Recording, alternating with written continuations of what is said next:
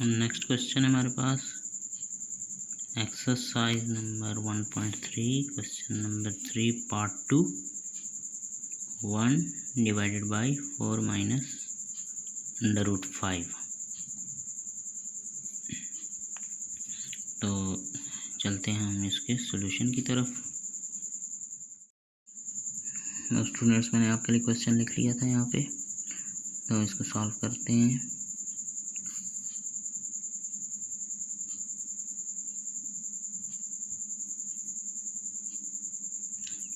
ये क्वेश्चन भी सेम उसी तरह होगा जिस तरह हमने प्रीवियस क्वेश्चन किया था, क्वेश्चन नंबर 3 का part 1।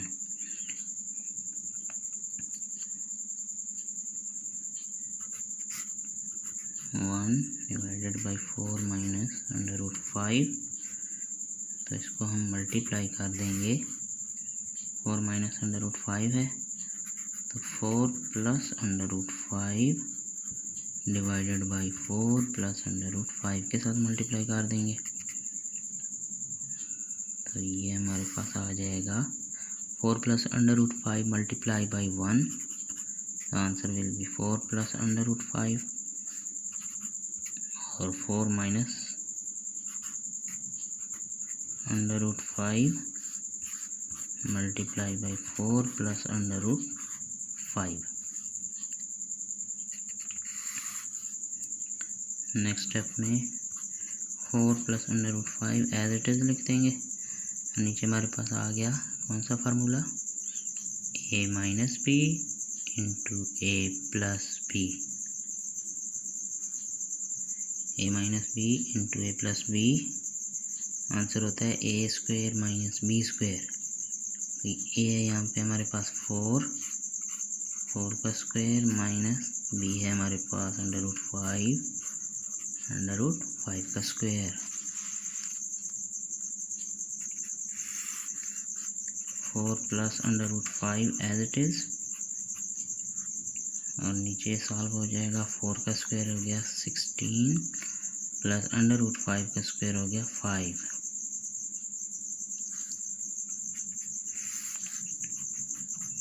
Four plus √5 divided by 16 plus 5 21।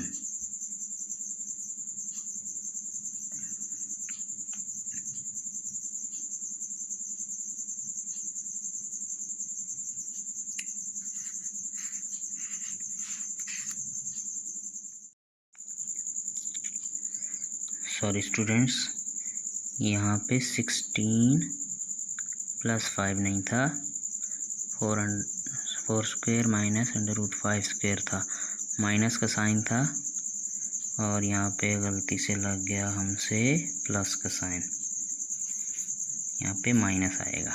Okay, ऊपर माइनस है, यहाँ माइनस आएगा। 16 माइनस 5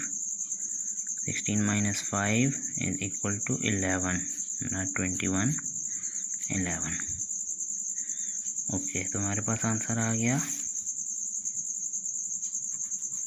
4 प्लस √5 डिवाइडेड बाई 11।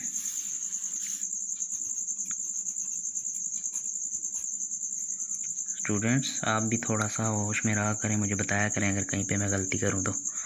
ये तो मैंने अपनी गलती खुद ही पकड़ी है। ओके जी, थैंक यू।